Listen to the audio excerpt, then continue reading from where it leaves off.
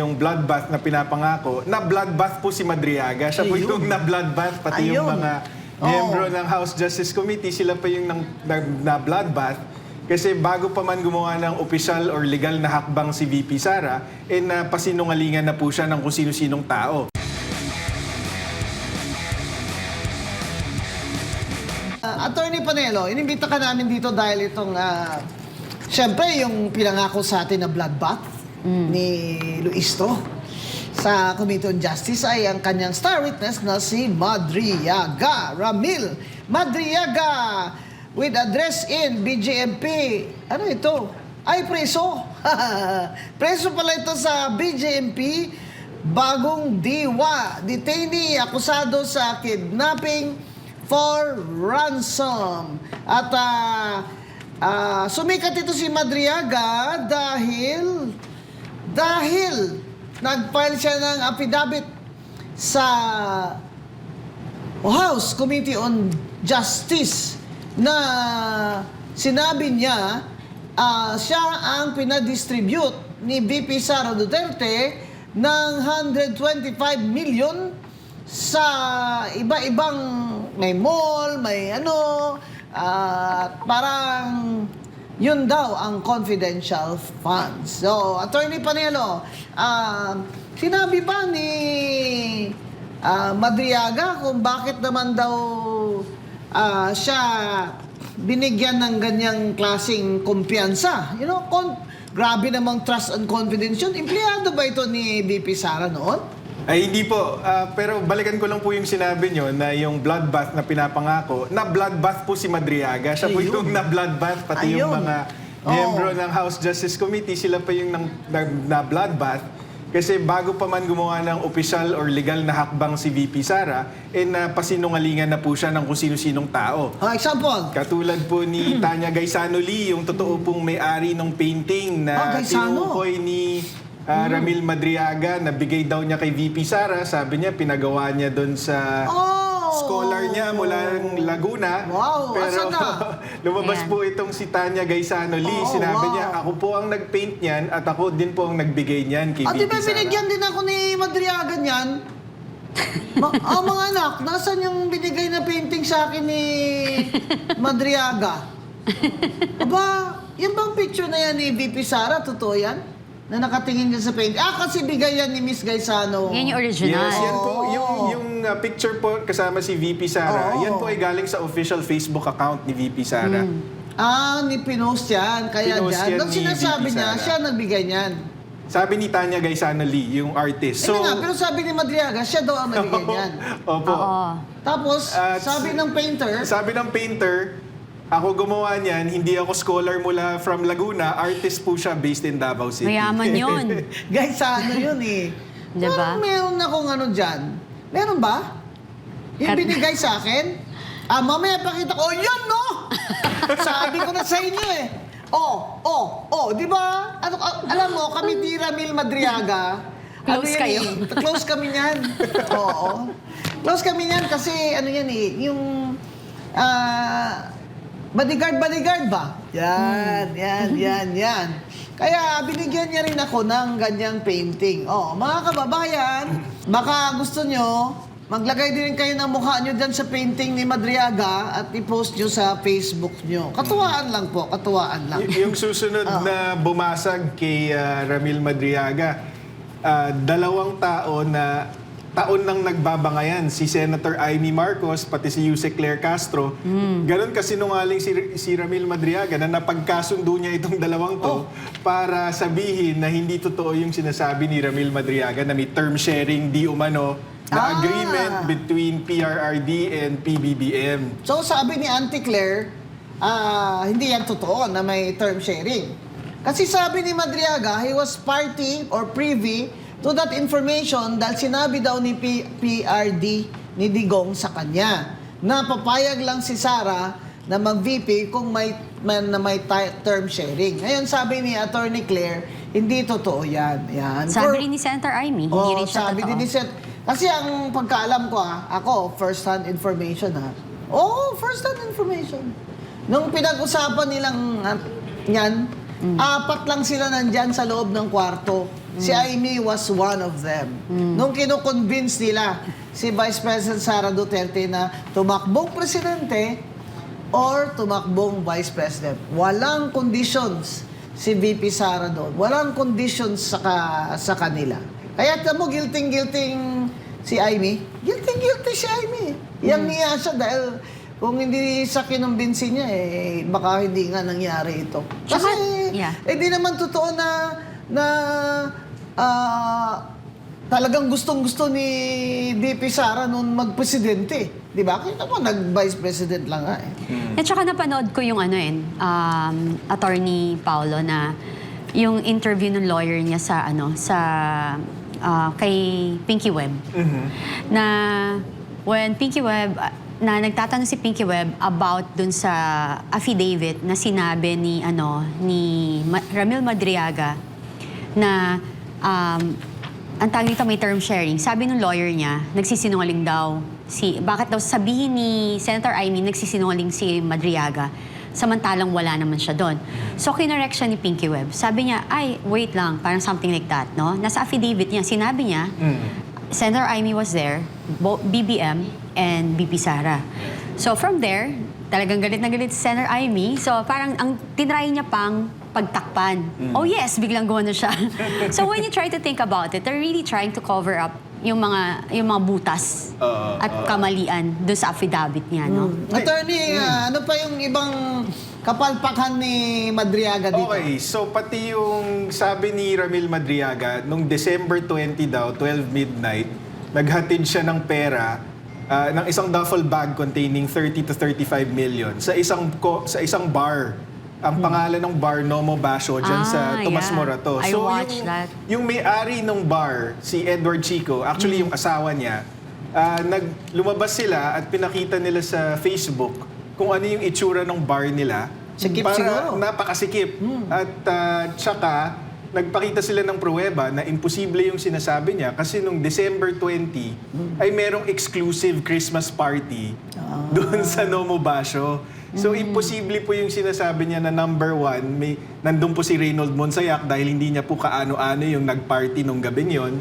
At handa silang mag-testify na wala po si Reynold Monsayak doon. At pangalawa, hindi ka panipaniwala na magpapasok ka ng ganong kalaking duffel bag na may limpak-limpak na pera doon sa napakasikip na restaurant na yon. Baka attorney, yung ginaganon niya. Oo. At Tabi, yung ganoon ba? Kargador. Nung Biyernes, Attorney Bing, pumunta ako mismo doon sa Nomo Basho to see for myself. Yeah. And yung lugar po na yon, mas maliit pa po sa personal kaysa doon sa picture. Kaya napaka-imposible talaga yung sinasabi Yung mga bar na yan, Madriaga. kaya hindi ako pupunta dyan kasi kailangan maglakad ka dyan, naka-side view. Tapos yung likod mo, dumidikit doon sa likod ng ibang tao. Pawis na sila. Sabi ko, hindi ko kaya itong mga, kung sa bagay, hindi naman kami nagbabar noon kasi nag-aaral talaga kami sa bar exam. Ngayon, di ba itong Madriaga, nag-bar exam din ito. O di bakit attorney ang tawag nila dito? Failure naman pala ito sa bar. Bakit nakalagay doon sa parang meron siyang speaking doon na nandyan nakalagay, Attorney Ramil Madriaga. Aba, dapat sa iyo pinapakontempt sa Supreme Court, Madriaga. Bawal yan, tawaging sarili mo na attorney ka na hindi ka naman pala abogado.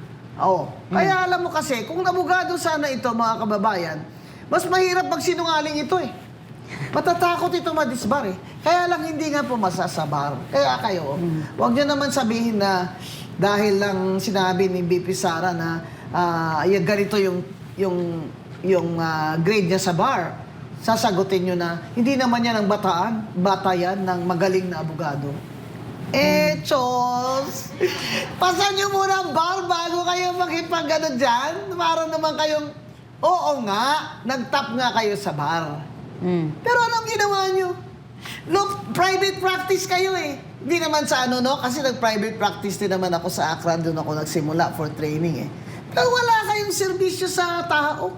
Tapos kayo ba ang batayan ng successful na abogado? Palagay ko hindi.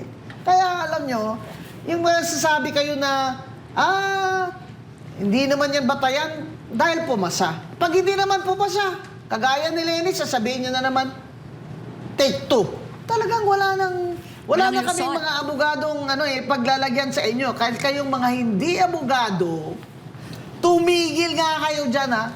Pasan nyo muna ang bar bago kayo tumawag sa akin. Ayan. Itong Madriaga, ito, umiinit ulo ko dito sa attorney na hindi attorney, ha? Pero alam mo, Mama Bing, sa akin kasi, ang nakikita ko sa kanya, nothing to lose eh. Diba? Nothing to lose. Gusto niya And everything to gain. gusto niya everything to gain. mapardon, Yeah. Candy. Not only that, what if lang naman, no? Paano kung, kung di na talaga siya makakalabas? He just wanted his family to have a better life or good life. We don't know. Diba? That's not that does not justify his lying. Di ba? Ito namang si Congresswoman Luistro na parang, are you crying? Are you crying? Bakit? Sabi nga ng kaibigan ko si Dr. Mata, hindi naman tumatagos yung luha dyan sa salamin. Ba't salamin yung pinupunasan niya? Are you crying? Please make it a record that Madriaga is crying. Ano ito, court? So talaga, Hindi, kung tsaka gusto mo, Luis, kung minsan ang pagkapiskal mo, hindi na tama yung lugar mo yun. Di ba sabi, hindi yan trial?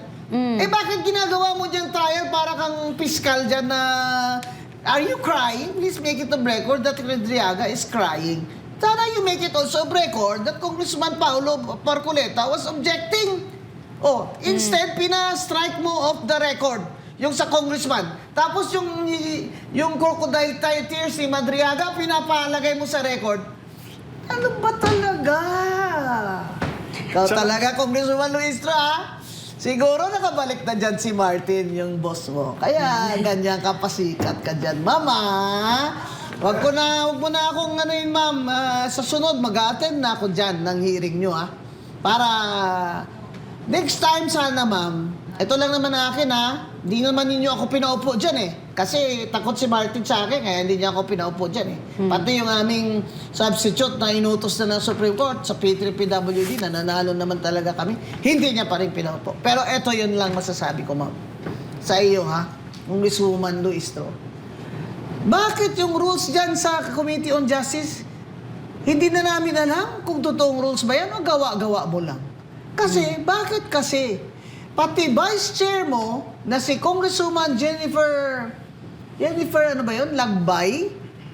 Doon sa Mindanao, nag-manifestation siya na dapat huwag dagdagan. Kung ano lang ang nasa complaint, yun lang ang inyong i-discuss dyan. Which is correct because they are only there to rule on whether or not the complaint for impeachment is sufficient in form and in substance. If you are not there to even say, there's probable cause to convict, there's a probability that he will be convicted. Hindi. That's why you're not supposed even to use that word probable cause.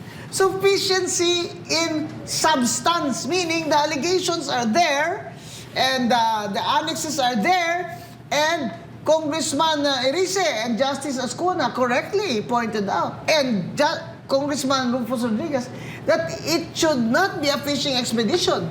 These hearings in the House Committee on Justice should not be a fishing expedition.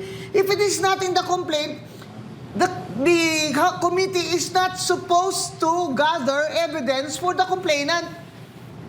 Si Luistro, siya na itong nag-gather, pinapasabi na yung salin, pinasabi na yung mga kung ano-ano. Ayun ang problema dahil mga tao hindi na naniniwala dyan sa House Committee na yan. Alam naman natin kung sinong boss nitong si Luistro, di ba?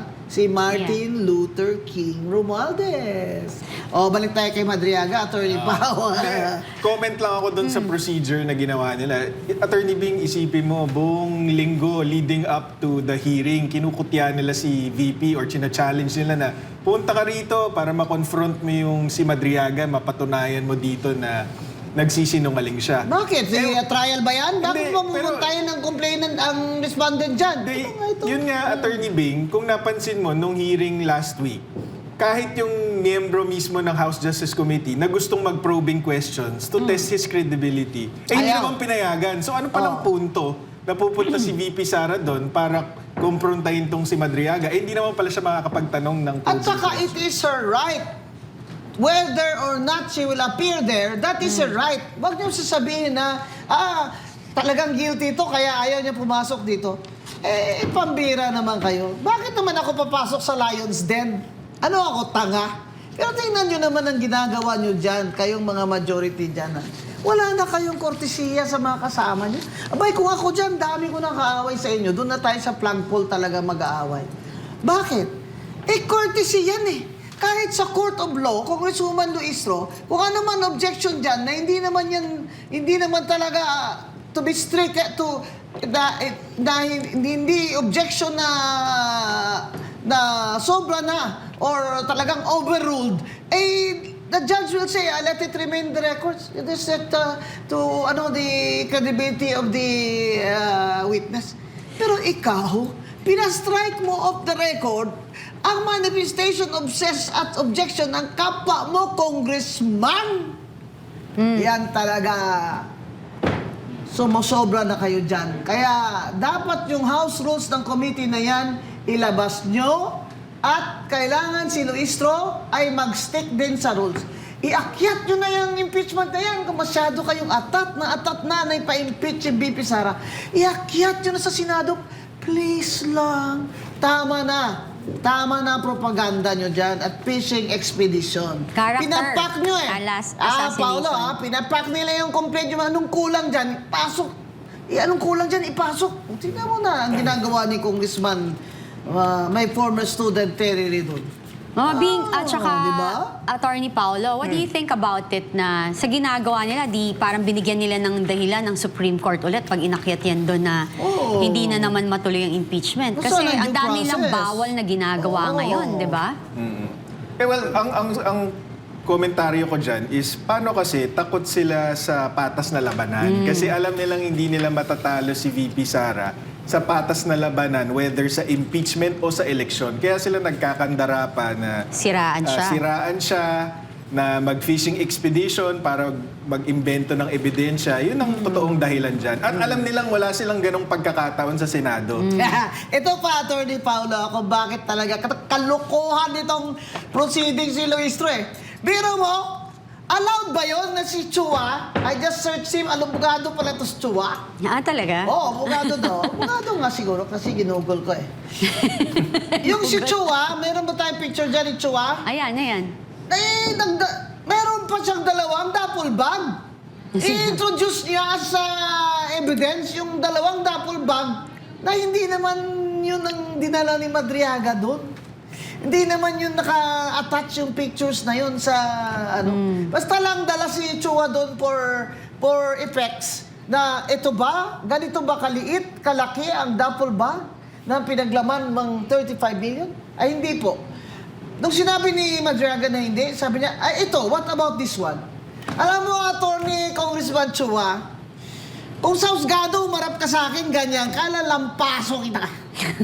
Ini-introduce ng complaint, ipapasok mo, you're acting there as a judge, di ba? You're actually acting there as a judge because you are going to vote. O, tingnan mo to, mga kababayan, tingnan niyo si Chua, Chua parang, Chua na binibenta ni Chua, nagbibenta ka, magkano ba yun sa kaliwa mo? Magkano, ha? Okay.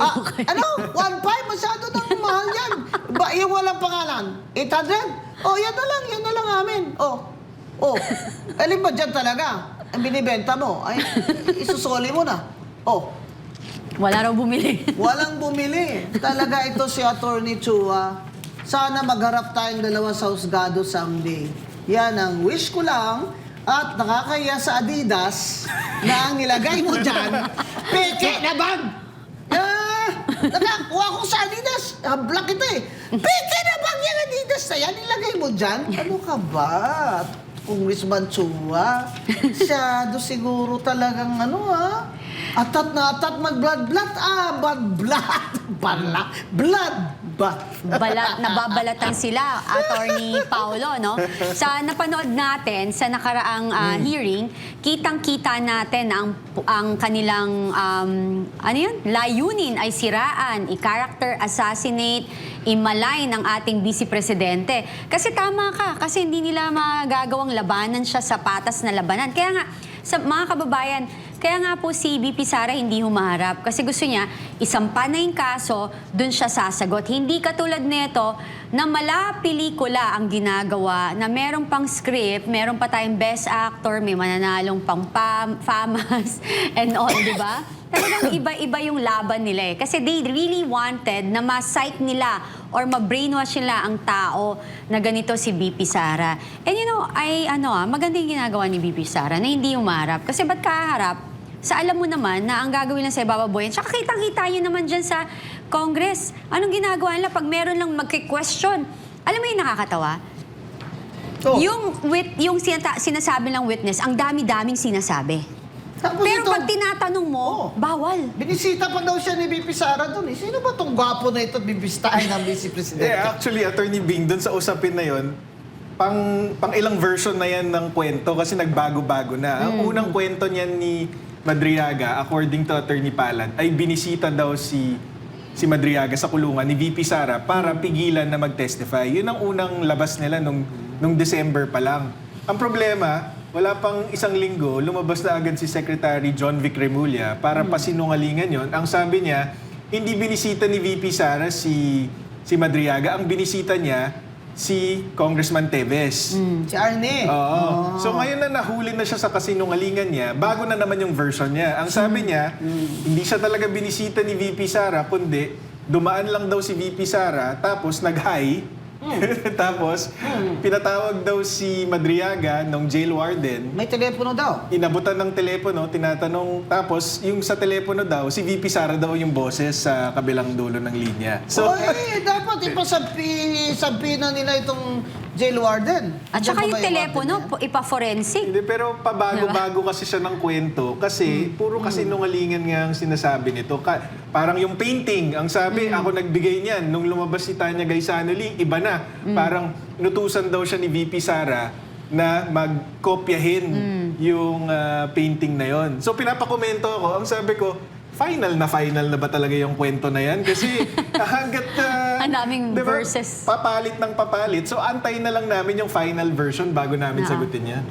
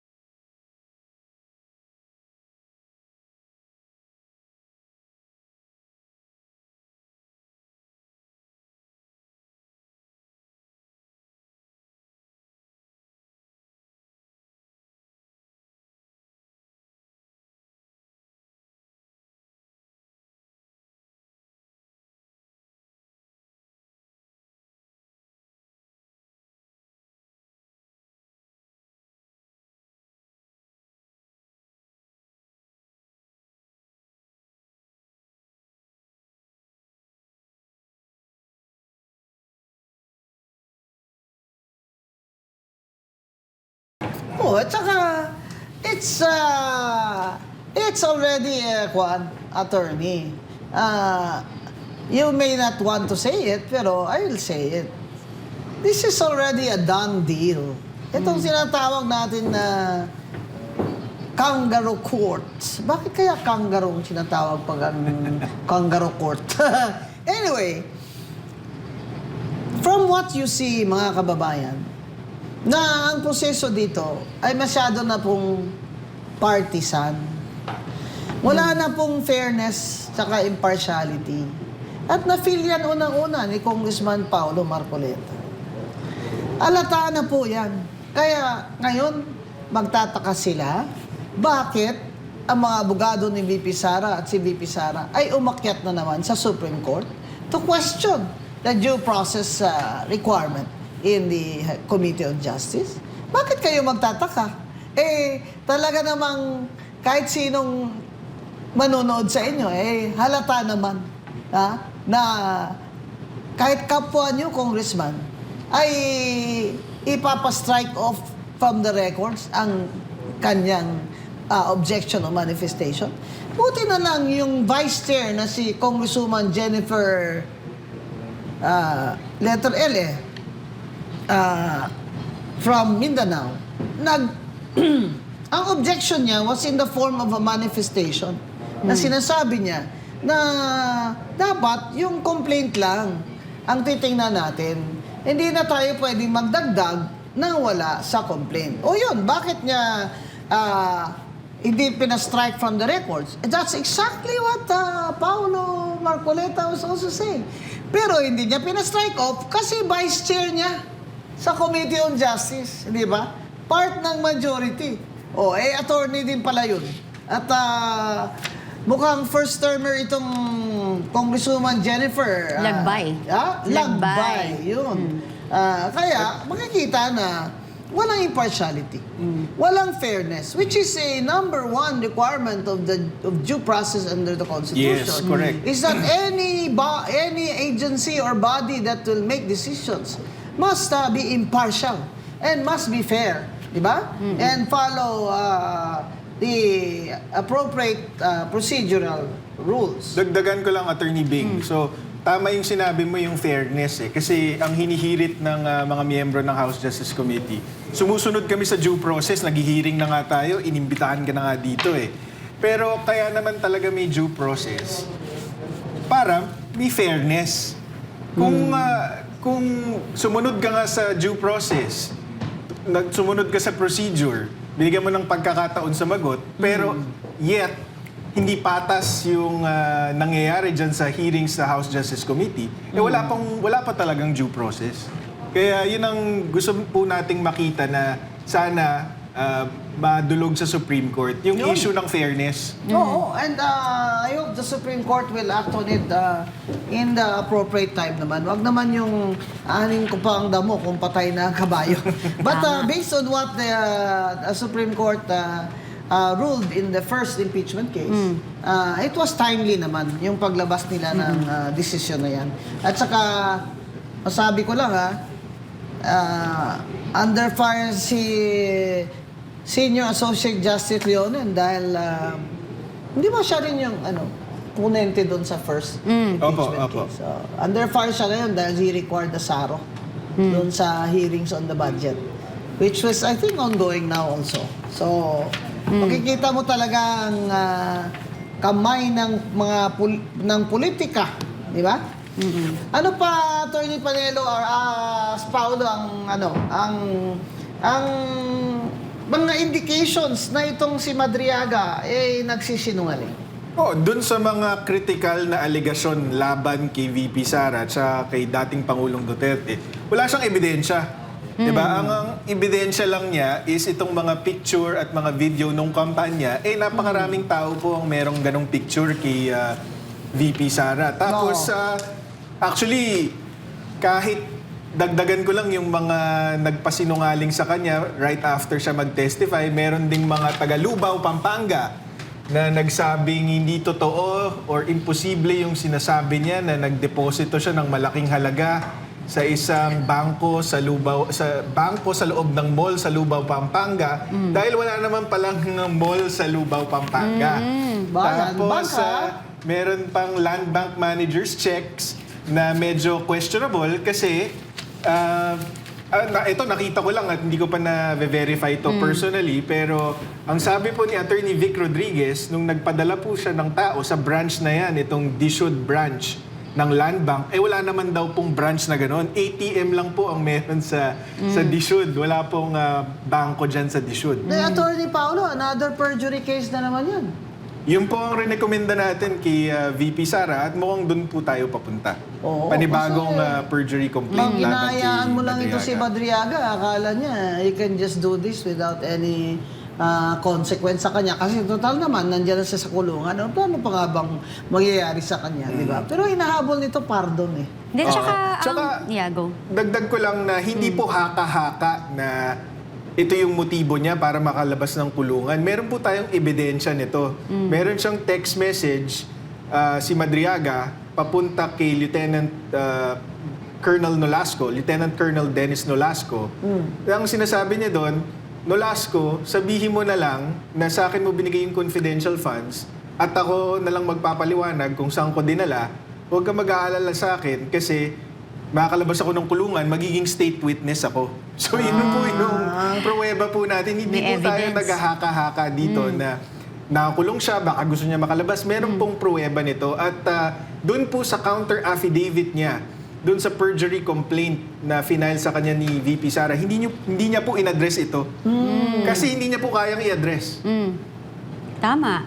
Actually, nabalitaan nyo rin ba na binatikos ni Leila de Lima ng mamayang liberal ang kampo ni Sara Duterte dahil sa umunay pag-asa nito sa Korte Suprema upang mapatigil ang impeachment proceedings.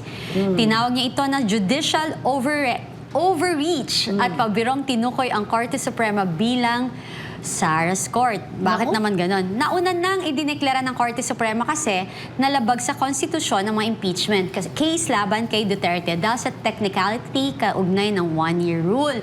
So nagre-react sila doon. Una, itong pinuna ni De Lima bago kalaunan ay humingi ng paumanhin matapos sabihin na tila one-sided daw umano ang naging desisyon ng Korte Suprema. Suprema, anong comment niyo doon? Kasi halata naman bias eh. Ito kasi yung problema, no, mga kababayan. Kapag dumidepensa si BP Sara, ayaw na ayaw nila. Perfect example na lang. Sinabi rin ni Congressman Abante sa isang interview na 3 testigo lang, enough na to prove daw na totoo yung sinasabi. Paano yung 18 Marines? 18 yun. Ayaw niyong pakinggan, may pruweba, may salaysay, nagsasalita, eyewitness, sila mismo yung nag-deliver, pero wala kayong pakialam. Eto, nakakulong, may record ng criminal record, tapos, nothing to lose. Oo. Oh, di ba? Oh, but pa-explain mo nga, Attorney Paulo, para parang simple lang para maintindihan naman ng mga hindi abogado kung bakit ano ba yung ground sa petition sa Supreme Court. Hindi po tayo kasama dun sa nag-file niyan no? Pero ang pinaka-basic po niyan is yun nga, para sa akin fairness. Hindi, ang due process, it doesn't mean na magko-comply ka lang sa procedure. Kaya ka pinapa-comply sa procedure para may fairness. Kunyari, ano pong klaseng fairness ang aasahan nyo sa House Justice Committee na bago pa man mag-start yung hearing, nag-posing na po si Congresswoman Laila De Lima, si Congressman Chel Jokno, at saka si Congressman Percy ng Mary Grace Piatos na pagkain. So ano pong klaseng fairness ang aasahan nyo? Meron kang And they're members of that committee. Congressman Terry Redon, pag nagpa-interview, parang guilty na ho si VP Sara bago pa man maglatag ng ebidensya. So, kita po natin na talagang partial at bias itong House Justice Committee. So, karapatan po ni VP Sara na tumungo sa Supreme Court, dumulog doon para matigil na ito. Pero, kahit nga hindi umaksyon itong Supreme Court at nag-issue ng TRO, maganda din para sa akin kasi nakita natin last week kung gaano kaabusado itong mga congressman na to. Lalo na si Luis Tro. Tapos, ang tandaan po natin kasi, itong mga Supreme Court justices, mga impeachable officers din yan. So nakita nila ngayon, first hand, kung anong pwedeng mangyari sa kanila kung napolitika sila. So maganda din, merong benefit din na natuloy yung hearing last week. Ito talaga si Congresswoman, si Jinx. Jinx ba pangalan yan? Jinx. Jinx Luistro. Ito yung yung inamin niya na tinago niya asawa niya na akusado of 2 counts of rape. Dahil daw asawa niya yun eh. Ganun ba yun? Pag abogado ka, pag asawa mo akusado ng rape, patatakas mo, di ba dapat ground yan for disbarment? Grabe. Pero ito pa, masakit. Abay, may utang pala na 6 million na attorney's fees kay Attorney Man Scarpio. Ayaw naman ngayon bayaran. Di ba? Kung ano-ano sinasabi nyo, Congresswoman Luistro, para hindi lang kayo magbayad. Hindi na nga nakulong asawa mo eh. Ayaw mo pa magbayad. Tapos ngayon, ipapa-impeach mo pa ang asawa ng abogado mo. Dapat mag-inhibit siya, di ba? Kasi kung meron silang personal, Tama ka. Kita mo, hindi nga abogado to Scotty. To show fairness, di ba?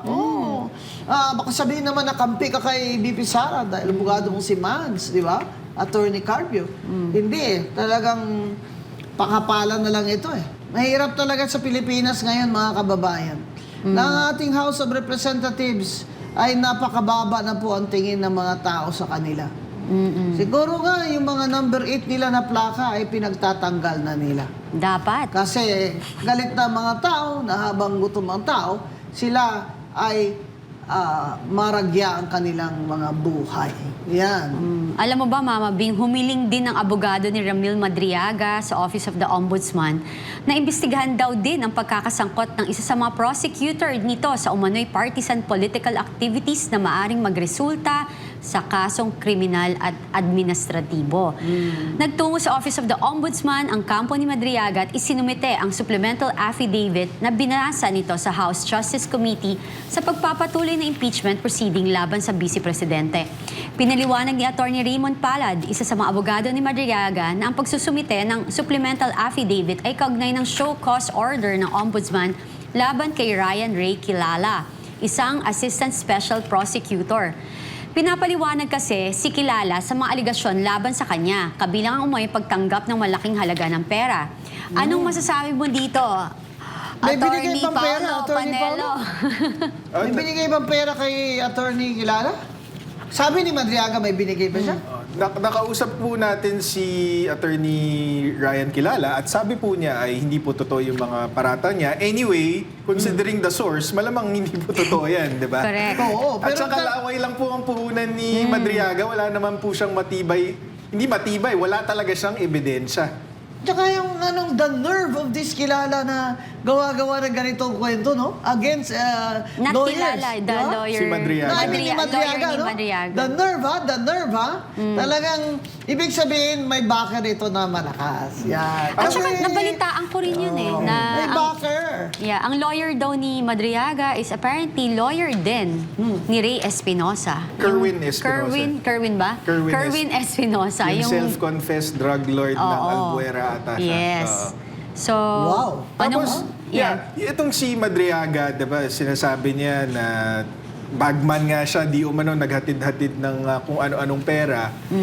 Hindi, para sa akin, hindi talaga kapani-paniwala. Kasi, ang halimbawa na ginagamit ko, kunyari dito sa flood control scandal, bakit kapani-paniwala kunyari si Bryce Hernandez at itong si Henry Alcantara, pag sinabi nilang nagkaroon ng korupsyon doon sa Bulacan flood control projects. Kasi, pinuno sila ng DPWH sa Bulacan. So, meron silang Exactly. personality, sila mag-a-approve ng kontrata. May access sila. Dadaan yung pera sa May kanila. control sila. Kahit itong si Zaldico, may mga pinangalanan siyang mga opisyal ng gobyerno na yun daw ang susi para patunayan na kahit si BBM nakakatanggap. Itong si Yusek Jojo Cadiz, si Yusek Olaivar, pati si DBM Secretary Mina. Mina Diba? Panganiban. Pati si Yusek, yung Adrian Bersamin. Bersamin, Adrian Bersamin. yeah. So, itong mga to, pag nagsalita itong mga to, may personalidad yan. Kasi mga opisyal yan ng gobyerno na malapit talaga sa opisina ng Pangulo. So, kapani-paniwala. Pero ito si Madriaga, sabi nga ni Justice Martires, he's a non-entity. Yeah. So, bakit yung mga tulad nitong mga tinuturo na mga opisyal ng gobyerno, mga USEC, hindi pinapaniwalaan. Pero isang non-entity katulad ni Madriaga, pinapaniwalaan. Pinapakinggan. Pinapaniwalaan ng majority sa House Committee on Justice. Hindi, isa lang yun. Kasi diversion nga. Ayaw nilang pag-usapan ang GAA scam, flood control, at BICAM. Kasi lahat sila nakinabang dyan. At saka syempre natatakot silang patawag yung 18 Marines. Kasali sila doon, yung iba sa kanila nandun eh. Hindi, tsaka sabi nga ni Congressman Toby Tiangco, di ba? Yung mga nagtutulak ng impeachment, yan ay mga takot dahil alam nila na pag nanalo si VP Sara sa 2028, 1 million % hindi siya maaareglo tungkol sa itong mga kalokohan nila sa flood control. Kaya Mananagot sila. yun. O, kaya kayo, alam nyo na kung sino yung napakasipag dyan na batikusin or pag-usapan ang impeachment na to, alam nyo na. For sure. Oo. Sabi nga ng Brave 18, male-maleta. Mali-maleta. Nasaan na nga palang mali-maleta? Nasaan na si Saldico? Oo nga, Meron Mama ba tayo Bing. dyan picture video ni Saldico? Nasaan na si Saldico? Ayan, isa pa yan, Mama Ang Bing. sabi ni BBM, si Saldico daw ay nahuli sa Hague. Sa Hague. Sa Prague. Sa Prague. Sa Prague. Sa Prague. Uy, ang ganda-ganda ng Prague na yan, ha, Kati? Ha? Hindi pa ako nakapunta. Oo, Yung Jubilee. Hindi pa ako very, nakapunta. very old city. You've been, no? Oo. Kailan lang yan? Ganda. At, nahuli daw sabi ni BBM, ha, nahuli si Saldico na trying to enter Prague. Boundary. Sa boundary siya. Without his documents. At ito daw ay pinapa-deport nila. Oo eh. Hindi nga naman may extradition kasi wala namang treaty of extradition. Pero pwedeng ma-deport kung walang Documents. let's say walang visa, walang kulang yung kanyang dokumento, whatever. Anong passport kaya ginamit ito? Baka Philippines. Ito lang ang masasabi ko dyan. Bakit naman gusto ni BBM at ni Martin umuwi si Saldico? Di ba ayaw nila? Kasi nga, kaya siya pinaalis. Sabi ni Saldico, pinaalis daw siya ni Martin Romualdez para hindi na siya interviewin, hindi na siya magsalita. Nung nandun na siya, he had a change of heart, he changed his mind and he spoke, nagsalita siya laban sa kay BBM. At Martin, na sinabi niya, pinadala niya rin si BBM ng 25 billion pesos bilang kickback sa 100 billion na insertion dyan sa budget na pinag-uusapan ngayon. Dyan, sa Supreme Court. Ayan. So, bakit naman gustuhin ni BBM na umuwi yan? Siyempre hindi. Kaya tingnan mo pag tinatanong siya, kailan po ba yan babalik dito? Sabi niya, it might take 3 months. It might take 3 months or not at all. Why? Because they don't really want Saldico to come back. Bakit? Kung makukulong si Saldico, he's going to spill the beans, hindi ba? He's going to spill the beans. Yeah. At saka, hindi naman pwedeng walang mananagot. Kaya siguro, si Ombudsman Boying Rimulya ay, seryoso ka ba dyan? Ombudsman Boying? Na talagang papailan mo ng plunder kay si Martin Luther King Romualdez? Alam mo, pag ginawa mo yan, ako, Kati, magpapakain talaga ako doon sa mga bata dyan sa kali. Oo, dadayuhin dyan natin. talaga mag-celebrate tayo dyan. Pag nakulong si Martin Luther King Romualdez, believe na ako kay Boying Rimulya. Boying Rimulya for President! Ganyan na! Go, go! Ombudsman Boying. Pero bakit naman? Ito ang ayaw ko dito sa gobyernong ito eh. Ang sinampulan, kalaban ng mga Rimulya sa Cavite. Si Revilla. Oo nga. Oh, eh di kung wala na si Revilla, wala na mga Revilla, hindi na makatakbong gobernador laban sa mga Rimulya, di ba? Kaya, say goodbye to your ambitions to be governor. The Revilla son who is now vice governor. No. And yan naman ang ayaw ko dyan, na sa dami-dami naman ng mga taga-DPWH na dapat unang makulong. Ang ginawa pa nila, ginagawa nilang state witness para makulong yung mga kalaban nila sa politika. Yeah. Sa Ginawang dami-dami ng state witness na nagsugal, nagtalo Oo. sa casino ng 400 million ba yun? Oh, Mama Bing, may breaking news. Eto lang, ngayon Oh. lang. Nagbitiw na sa pwesto si retiradong Military General Carlito Galvez Jr. Ngayon lang, bilang Presidential Advisor on Peace, Reconciliation and Unity sa pinakabagong reorganisasyon sa gabinete ni Ferdinand Marcos Jr. Grabe. Pinalitan si Galvez ni Mel Senen Sarmiento, dating kalihim ng Department of the Interior and Local Government sa ilalim ng administrasyon ni Benigno Aquino III. Wow! Ilang araw bago ito umalis din sa pwesto, si Eduardo Año naman at pinalitan ng kapwa dating Armed Forces Chief of Staff na si Eduardo Oban Jr. bilang bagong National Security Advisor. ano kaya Ang meron? dami na. Anong meron? Military yan Read between the lines. Ano kaya meron dito at nagbibitiw itong ito? O pinagbitiw? Ano ba to? Yung endgame ni Bongbong, last 2 years, may mangyayari? O ayaw niyang mangyari? Yan. Pero this is very interesting na may mga, may mga, ano sabi mo? Dati kay Pinoy yun? President Oo. Pinoy? Oo. Kasi may DILG secretary dati. So parang may karapatan naman. Correct. Na National Security Advisor. Meron Ganon. naman. Pero Oo. Mama Bing, sa gitna rin ng COA Notice of Disallowance na sumasaklaw sa 375 million confidential funds ng Office of the Vice President, kung saan tinukoy ang mga issue tulad ng paglipat ng cash advances sa mga hindi designated accountable officers, 62 million na umano'y walang sapat na proof ng intelligence operations, 199 million na nakabase lamang sa acknowledgement receipts at ilang gastos na ginawa bago pa ang release ng pondo. Paano niyo binabasa ang isyong ito sa usapin na accountability at tamang paggamit ng pondo ng gobyerno? Anong komento niyo dito, mga lawyers? Mga Attorney Paulo, yung Madriaga affidavit na yan at supplemental, ang tinutukoy niya na perang pinagbibigay niya kuno, ay galing yun sa confidential funds ni VP Sara? Yun ang sabi niya. Hindi niya daw alam na confidential funds yun, pero a year after or sometime after, nakita niya daw sa pahayagan na merong ganong issue na confidential fund disbursement in 11 days. Tapos sabi niya, ay nako, hindi 11 days, kundi less than 24 hours ko lang ginastay ang pera na yan or distribute. Oo, distribute daw niya. At so, pinangalanan niya kung sino ang binigyan niya. Pinangalanan ba niya? Hindi eh. Sabi niya, isang politikong taga Laguna. Tapos yun nga, yung sa restaurant daw na Nomo Basho, na nandun daw si Reynold Munsayak, na napatunayan naman pong hindi totoo. Tapos kay Ryan Kilala ata sa Ombudsman. At saka meron pa hong isa. Pero balikan po natin na nung unang affidavit niya, ang storya niya ay ganito. Yung isang duffel bag daw ay sinakay niya ng isang white Vios. Tapos pinarada niya sa SM Mega Mall.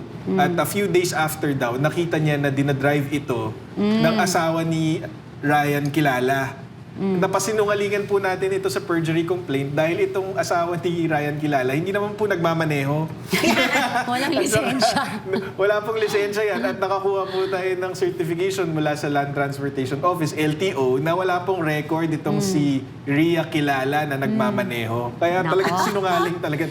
Kaya siguro Madriaga. ayaw nang ibalik si Madriaga. Ayaw na. Diba? Ayaw na nila ibalik. Kasi kung talagang hot na hot yung issue niya, di ba? Sasabihin na, so ibalik natin. Ngayon, ayaw na nilang ibalik si Madriaga. Oo. Alam mo, I am disappointed at what extent will these congressmen and congresswomen go just to damage VP. Sara? Halatang-halata mo. Some of these people I know personally, because they're lawyers. And I cannot imagine na, gagawa niya yan? Ako kasi, pag Pag gumawa ako ng ukray-ukrayin ko kayo, maniniwala kayo kasi Queen of Bardagulan ako Di ba? Pero, Naawa ko sa pamilya. Parang ang formal naman ng mga tao na ito noon. Tapos ngayon, bigla na lang mag-ukray-ukray kayo. Ay, wag na po kayo sumali sa Bardagulan. Akin na yan. Na-award na yan sa akin Copyright ko na nga yan. Hindi, Mama Bing, naawa ko dun sa mga anak ng mga politician na to. Kasi, alam mo, hindi nila iniisip yung future ng mga bata. 'Di ba? Parang ang hirap nun. Tapos parang you're entertaining yung isang tao na alam mong merong, na sabi nga, criminal records, diba? Sabi nga, given na self-confessed participant si Ramil Madriaga, gaano ka-credible ang kanyang testimony, di ba? Lalo na kung may tanong sa kanyang motibo na maging state witness. May inconsistency sa kanyang statements at kulang sa matibay na documentary evidence. Sapat ba ang claim ni Madriaga na siya ay minor participant para maging state witness o posibleng strategy lang ito para makaiwas sa liability habang pinapalakas ang kaso na nakaasa sa uncorroborated at posibleng hearsay na ebidensya? Diba? Meron kasi naglabas ng opinion dyan na isang legal expert daw, wala namang pangalan. Attorney, pag kayo legal expert, maglabas naman kayo ng pangalan, mga libro na sinulat nyo. Kasi hinahanapan nyo kami ng grado sa bar. Oo. At kung ano mga libro ng sulat namin. Bakit kami tinatawag na expert, di ba? Ilabas nyo na pangalan nyo, itaya nyo na. Yung sinasabi ng isang abogado dyan, kumpanyero, sabihin mo na pangalan mo, sinabi mo na pwedeng maging state witness si Madriaga dahil hindi siya ang most guilty. Abay, narinig mo ba yung Affidavit yan. testimony nung isi-state witness mo? Di ba ano yan? Nakakaya naman yan sa dunong ng mga judge na papayag ba ang West dyan? Hindi naman Department of Justice ang nagde-decide dyan. Nag-a-apply ang Department of Justice na may isang akusado na i-apply nila state witness. It is up to the judge to approve the application for state witness. Tsura lang yun. Itong affidavit ito ni Madriaga, gagawin mo state witness yan? Grabe naman kayo talaga, Yang hiya na ako sa inyo. Walang pinakaiba dyan sa flood control. Yang hiya na talaga ako sa inyo. Yang hiya na ako sa inyo talaga. Madriaga, winner ka! Best actor ka in a comedy show.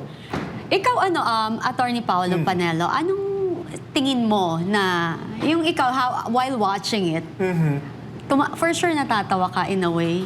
Oo, No? natatawa kasi alam mong nagsisinungaling siya, matagal na naming alam yon. Tapos medyo nakakainis din kasi baka may maniwala, number Yun! one. May Tapos maniniwala. number two, bakit ito yung pinag-aaksaya ng pera Time, at exactly. resources ng gobyerno, oras, imbis na solusyonan yung mga problema Fuel natin. crisis! Correct. Unemployment, 3 milyon. Inflation! Wala na po. May farmer na tumatawag sa akin. Tulungan mo naman kami, attorney, maghanap ng wholesale buyers dito sa provinces hanggang sa Bacolod. Dahil itong aming sibuyas sa Occidental Mindoro ay mabubulok na lang dito. Willing na kami. Kahit na bawat kilo 10 piso na lang ang ma-earn namin, basta lang mailabas namin ito sa Occidental Mindoro. Kawawa. At maka-income naman na itong ating mga farmers sa sibuyas. Correct. Di na kayo nahiya. Yung pera namin, sinusweldo sa inyo, impeachment kayo ng impeachment. Iakyat nyo na yan para matapos na. Sulbahin nyo na itong problema ng gutom. Oo, priority nila, diba? At saan nyo kukunin ang perang pang-ayuda na yan? At yung pang-ayuda na yan, marami pong nagagalit dahil namatay na nga yung isang, di ba? May namatay na naman sa kakapila. Oo, yung ano ba DSWD? Ano ba talaga? Ano ba talaga ang procedure dyan at kailangan pa magpainit ang tao dyan? Di ba mauna dapat ang mga seniors dyan? Correct. At saka, ngayon lang nila naisip na pwede naman pala sa ATM, pwede naman pala sa GCash. Paymaya, ganun. As diba? long as Kasi may registered. is registered. Ay, pambihira. Kasi gusto nyo, pagbigay nyo, may political na balik.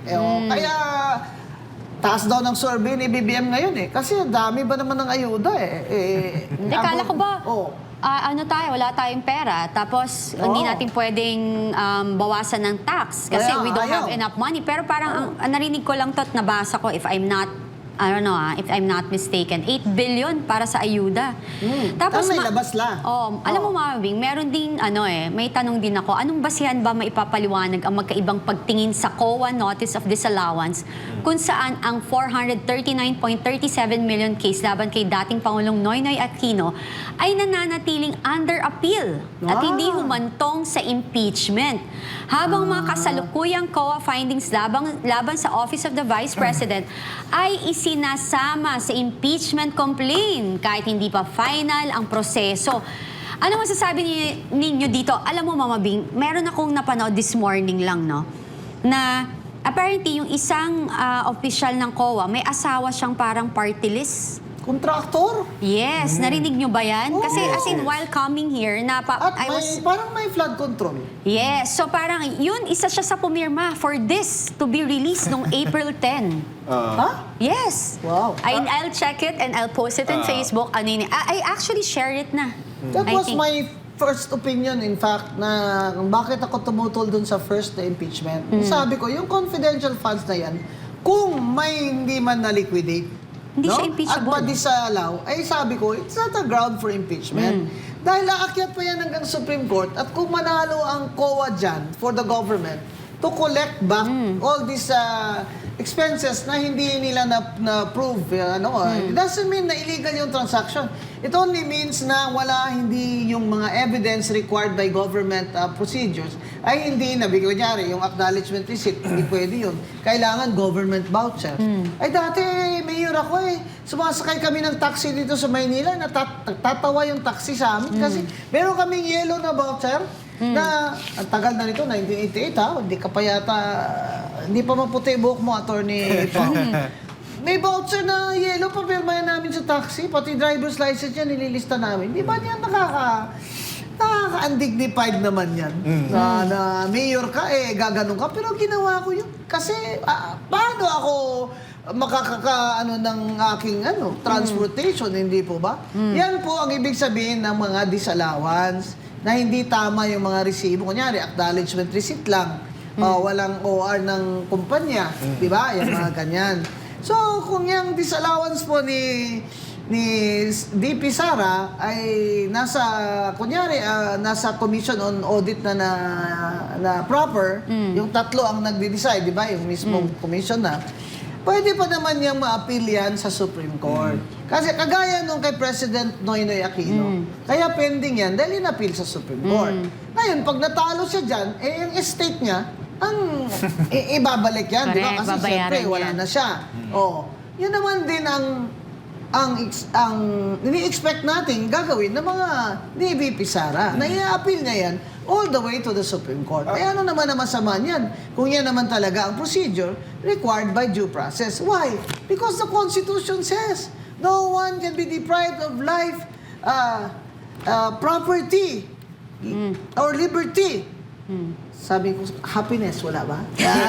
Without due process of law. How about you, Attorney Paulo? Yeah, hindi to sakop ng trabaho ko para kay VP Sara. Ito para sa impeachment defense team. Pero bilang abogado, bilang observer, ang nakita po natin, 2023 pa lang, Attorney Bing, Miss Cathy, pinupuntirya na itong COA Notice of Disallowance na to para sa use ng confidential funds. So ang tanong ko is, anong klaseng pressure kaya ang nararamdaman na itong mga miyembro ng Commission on Audit na itong Kongreso inaaraw-araw yung issue ng COA Notice of Disallowance? Tapos, meron pa palang issue na isang miyembro ng komite, yung asawa niya na sangkot sa skandalo. So may leverage pa laban sa kanila. So, independent sila dapat, pero kung may mga ganitong pressure from the House of Representatives at may posibleng kaso pa yung asawa ng isa, hindi kaya maapektuhan yung discretion nila sa pagka-rule dito Compromise sa COA Notice of Disallowance. Pangalawa, yun nga, hindi pa ho final. Hindi po ba? Pero nagbasa po tayo ng isa sa mga landmark cases dito sa COA Notice of Disallowance. Ang restitution po, inuutos po yan ng Supreme Court kapag merong bad faith, malice, or gross negligence. Correct. Yun lang po ang basihan para magkaroon ng pag-uutos na ibalik itong pera. So, ang tanong is, napatunayan ba ito nung COA Notice of Disallowance na yan? Tingin ko po hindi eh. Kaya nga, may appeal. Advertisement muna ha, meron akong libro. Ba't ang dami kong libro, hindi nyo alam? Kasi mga abogado po ang bumibili. The Auditing Code of the Philippines, Notes on Cases. The first book on the Auditing Code of the Philippines with jurisprudence and mga rules po ng COA. Nandyan po yan. Kaya palagay ko, bumibili na mga congressman ngayon eh. Kasi kailangan na maipit nila si VP Sara. Kaya maghanap-hanap po kayo dyan sa libro ko. Ganyan po yung kakapalo. Ganyan. Yan. Di sana Mabing, no, tsaka Attorney Panelo, kung gaano sila kabusisi na talakayin ang confidential fund ni VP Sara, is bigyan din nila ng matinding pansin ang flood control project scam na trilyon na umabot, no? Kasi, at saka yung, di ba yung sinasabi nila na buksan natin ang bank accounts ni VP Sara. I dare buksan you nyo. guys, buksan natin lahat. Huwag tayo maging selective. Buksan Kung bubuksan nyo sila, yung kay VP Sara, buksan din ninyo yung inyo. Oo. Hindi pwede, pag inumpisahan nyo yan, panindigan nyo, walang atrasan to. Lahat kayo, from you and from your family. At Diba? saka bakit hanggang ngayon yung mga nasama dyan sa flood control kickback, si Garjola, si sino pa yun, hanggang ngayon present pa rin? Sumusweldo pa rin kami sa kanila? Hindi ba dapat suspendido na muna yan sila? Pending investigation? Bakit? Doon naman sa ombudsman nakaka-preventive suspension. Diyan ba sa House of Representatives? Wala. Tingnan nyo ang unfairness niyan, mga kababayan. Kaya palagay ko sa 2028, maraming mapapalitan na congressman. Kaya nga, ang tanong ng taong bayan, may kapalit ba ang testimonya ni Ramil Madriaga tulad ng immunity o state witness status, Mama Bing? Or ilang Attorney maleta. Paolo. Nasabi na yan na natin kanina, no? Oo. May pruweba tayo na yun po ang habol ni Ramil Madriaga dito Diba? sa ano. Tapos, hindi na rin po natin maipagkakaila na syempre iniisip din natin may kapalit din tong pera. Pero wala po tayong pruweba doon. Pero dahil po sa walang kabasehan nung testimonya niya Pinipilit. at kung gaano niya kalakas siraan si VP Sara, parang imposibleng walang ganon. Bakit pa parang kamukha ng driver ko ito si Madriaga? Bakit tingin nyo nga baka nakawala yung driver ko napunta? Oo nga, di ba no? kamukha? Nawawala ang anak ni Moki. At mga kababayan, kaya interesado po dapat kayo dito. Bantayan. Kasi marami po na naniniwala kay Madriaga. Makita naman po ninyo sa affidavit pa lang niya at sa kanyang behavior dyan sa House of Reps at sa behavior ng mga congressman sa mayoriya, lalo na si Luistro, na ang salalay itong due process requirement na required by the Constitution at every stage of the impeachment proceedings. Nakasalalay po yan sa fairness, sa patas na laban. Kaya dyan po, may tama na naman ang Committee on Justice dyan. Dahil sigurado, siyempre, himay na naman ang Supreme Court. Ang every step of the way, may due process. At ano ba itong narinig ko, Cathy, na ayaw na ni Congressman Puno at ng NUP ang pumirma dyan sa impeachment? Very strong yung kanilang yung statement, no? Ako rin, ang napansin ko, tama ka doon, ano? Meron akong, tama yung sinabi ni Attorney Paolo, na maganda na lumabas si Madriaga live sa hearing kasi dun pa lang makikita mo yung mga mali, no? So, thank you so much sa House Justice Committee at nilabas yun si Madriaga. So, nakita natin.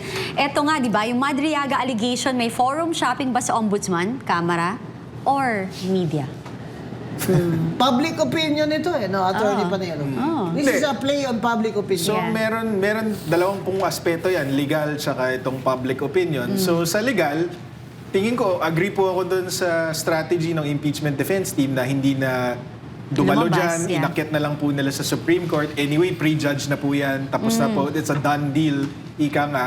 Pero itong sa public opinion, kailangan po talaga tayong lumabas, ipaliwanag sa mga tao Yes. kung ano yung totoong nangyayari dito, kung hindi pa obvious, hindi ba? Kasi itong mga miyembro ng House Justice Committee, may mga maloloko yan eh. May mabubudol yan kahit papano. Diba? Dahil din sa framing ng media.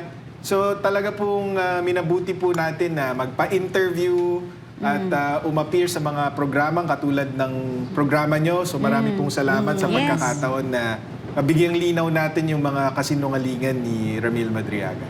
Ano pong, meron pa ho kayong mensahe sa mga kababayan natin para at least malinawan? Kasi hindi ho kayo, alam mo, ang dami kong nakikita mga lawyers, supposedly lawyers, na binabaluktot yung batas. Kaya ako gusto ko, alam mo, nililista ko kayo lahat kasi gusto ko kayong pa-disbar. Promise. As in, nililista ko kayo lahat. Wag muna.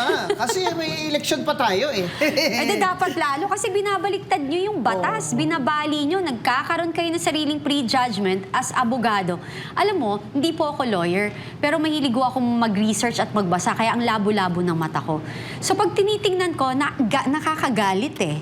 Na nakakahiya. Nag-aral kayo ng ilang taon.